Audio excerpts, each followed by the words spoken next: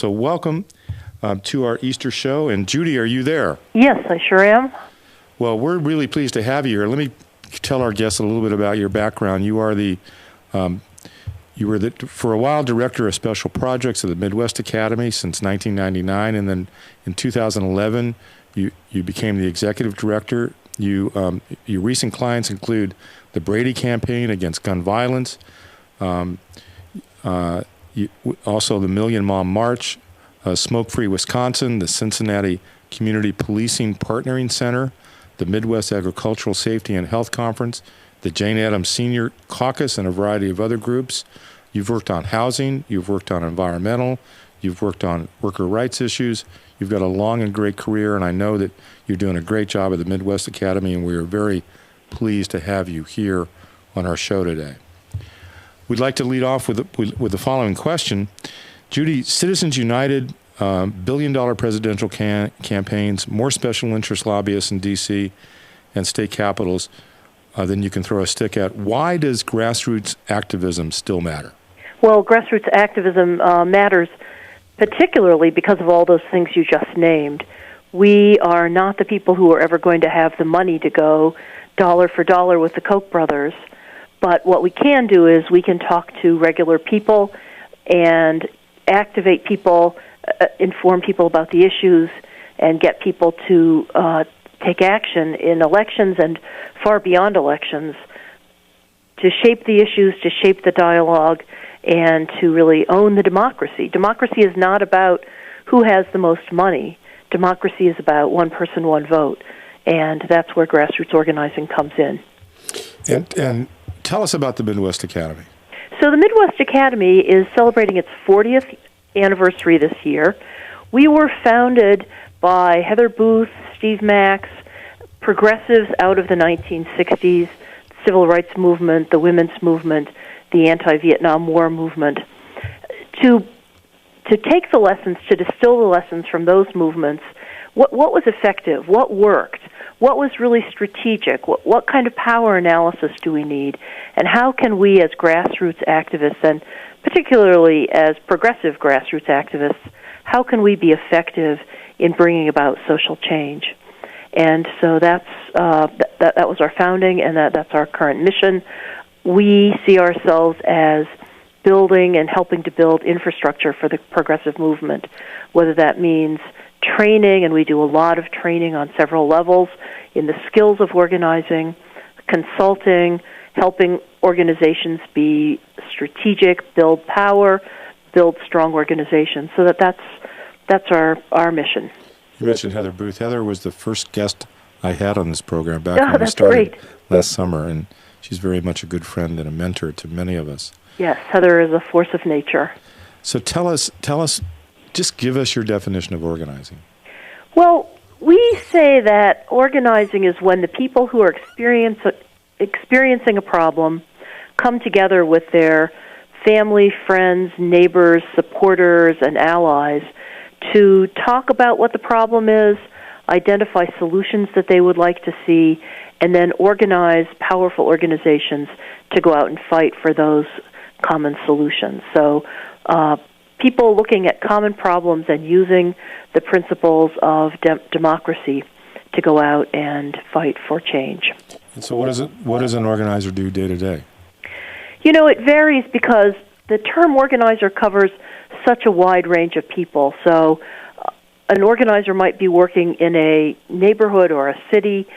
That person is probably going to spend a bunch of time either going door to door talking to people or networking through congregations and through other organizations, talking to people, identifying common problems, bringing people together around common problems, helping people think about solutions, and helping people analyze power. What is it that they're up against? Organizing comes in when there's some force pushing back. We can't just think up good ideas and write papers about them and then automatically see them implemented. One of the things that we talk about in our training is being right is not enough. And the organizer is the person who gets people together around problems and helps them do the analysis, figure out the power, elements and build a strategy and bring people together. Organizers, though, also work at the national level, at the state level. So a state or national level organizer is probably spending a lot of time talking to coalition partners, again, doing power analysis, building a strategy, figuring out how, through other organizations, to bring large numbers of people together. You know, this show is sponsored by the National Committee to Preserve Social Security and Medicare, and I'm the Grassroots director. I've been there just a little bit over a year. And one of the things I wanted to talk to you about today is organizing seniors. What principles come to mind when you think about organizing seniors? Is organizing seniors different? What does the organizer think about? You know, organizing seniors is really delightful. Seniors are wonderful people. I think the first principle is to listen to their stories and their wisdom and their knowledge of the world. A lot of times seniors are really at a point in their life where they're ready to take action. They may be retired and don't have a job in the way. They aren't worried about what people are going to think so much anymore, and they are really ready to charge out there and fight, and they're very determined in my experience and can really be a force. One of the things that I recognized in the work that I've been doing here and in past campaigns with other organizations is it's very important to the extent possible, to keep the emphasis on an intergenerational basis when working with seniors. Do you agree with that principle? Yes. I think that the more that we can do that's intergenerational, the better. The more we can bring large numbers of people together, and the more we can bring people together across some kind of, customary boundaries, the better off we are. Right. You know, back in the mid-'90s, I'll tell you how I got engaged with the Midwest Academy. Back in the mid-'90s, I took a new job with AARP. I was their California advocacy representative there. And one of the things I noticed was that people were jumping towards tactics real quickly without a plan. And a colleague and I who knew Midwest Academy and knew Heather and knew other folks there, including Jackie Kendall, who is also, I believe, on your board of directors. Yes. We solicited the Midwest Academy, and for a number of years, they trained hundreds, if not thousands, of AARP volunteers and staff on the basics. So I've known your coursework, and I've taken your week-long course, and really grown from it. What I'd like you to do for our listeners, if you could, please, is walk us through a typical training week for the Midwest Academy. What do people learn? What do they do? Sure, and we do this 5 times a year. It's a 5-day training. People can find our training online at MidwestAcademy.com. We wrap everything around the principle of thinking strategically. And what I mean by thinking strategically is laying out a plan that involves power analysis and thinking about who is the decision maker that you're trying to get to yes. Are you trying to get a congressman to say yes to something?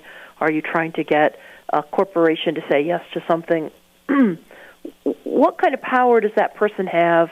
What kind of power do you have in relationship to them? And we talk about power being in relation to a specific decision maker. Power is not some abstract concept.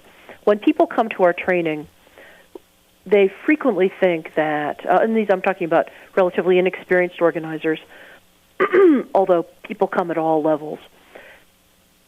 Some people have the idea, I'm afraid this is a notion that many people have, that being right is enough, and that if we're right and we just keep saying the same thing over and over again, eventually we'll have to win. And you and I both wish that was true, but it's not.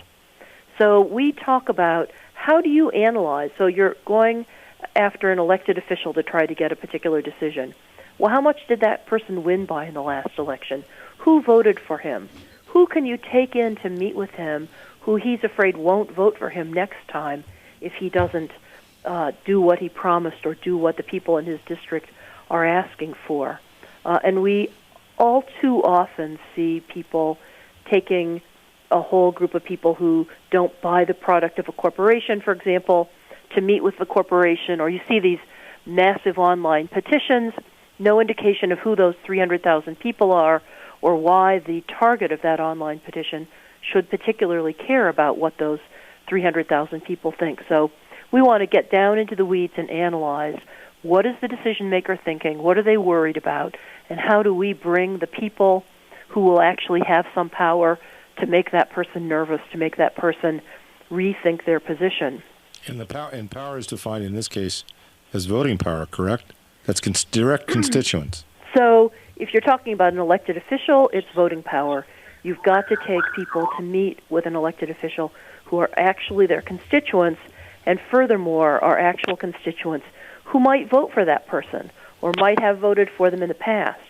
We, as progressives, if we take a whole room full of liberals in to meet with a conservative politician, you can take one look at that and think, those people didn't vote for me. They're not going to vote for me no matter what I do, right? And that undercuts our power.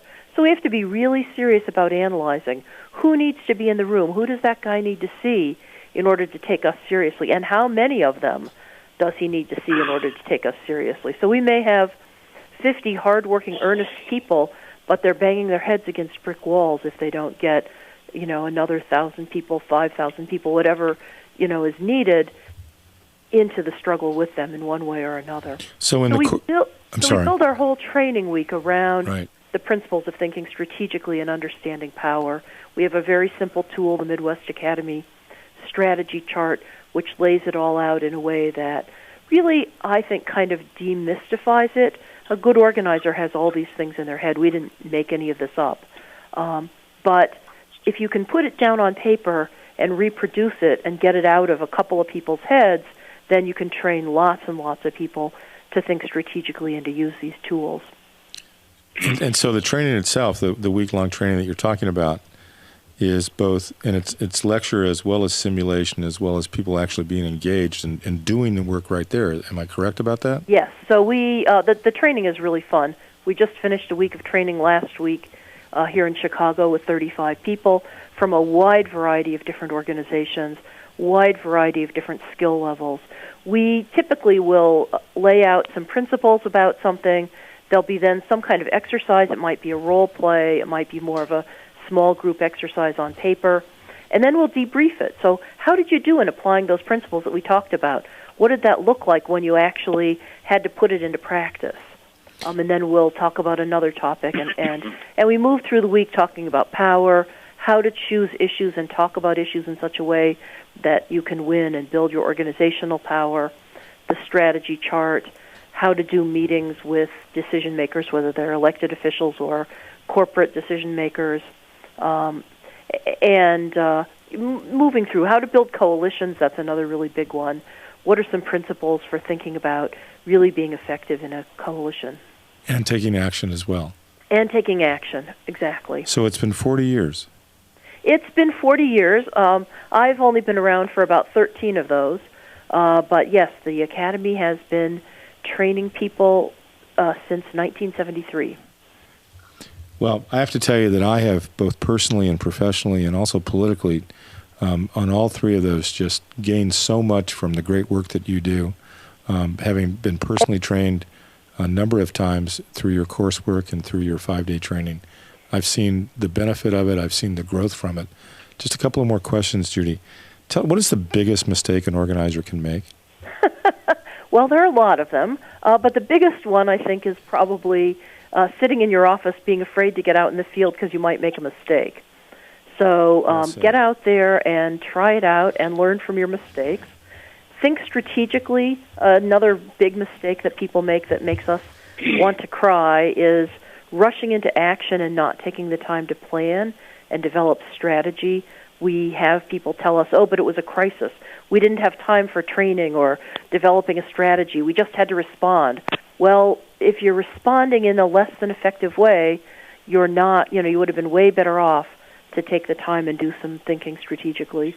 The other thing is not thinking about building the organization. Action is great. Mobilizing large numbers of people is terrific.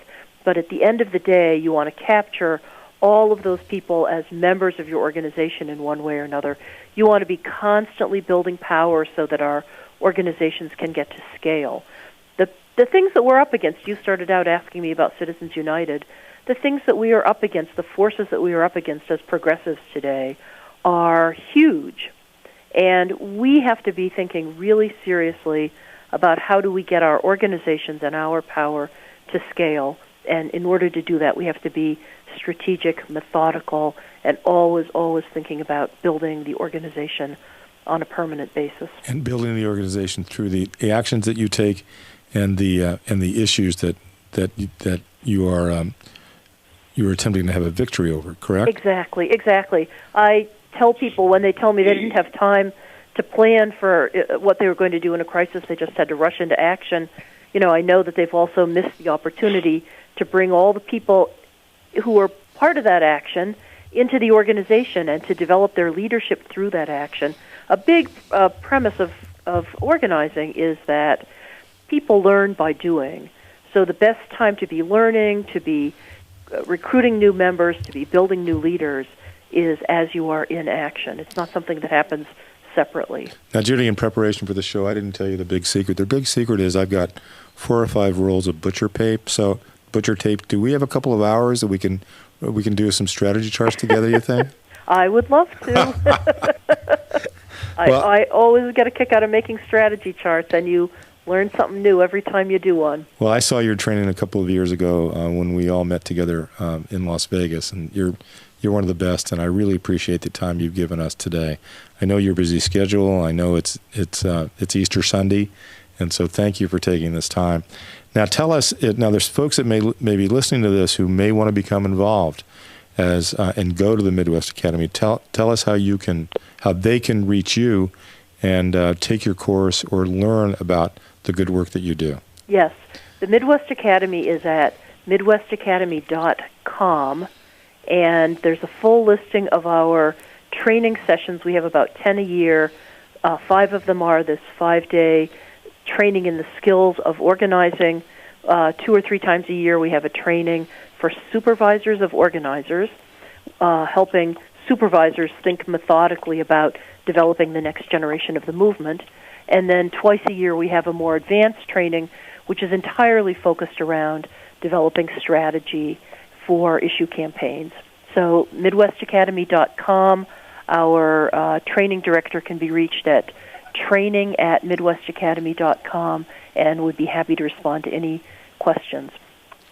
Well, thank you. Again, congratulations on your good work. And as our good friend Heather Booth would say, always organize. Thank you again, Judy. Absolutely. Thanks, Ernie. Take care now. Yep. Bye-bye. This is Ernie Powell with Grassroots Corner. We'll be right back.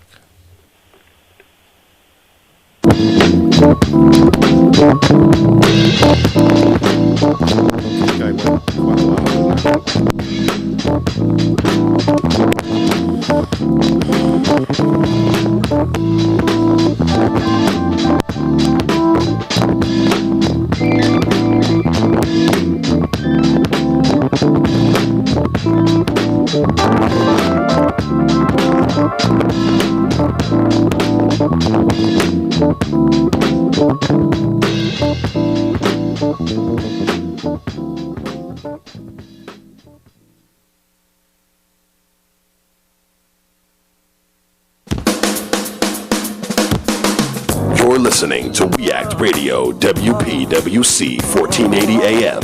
Visit us online at weactradio.com.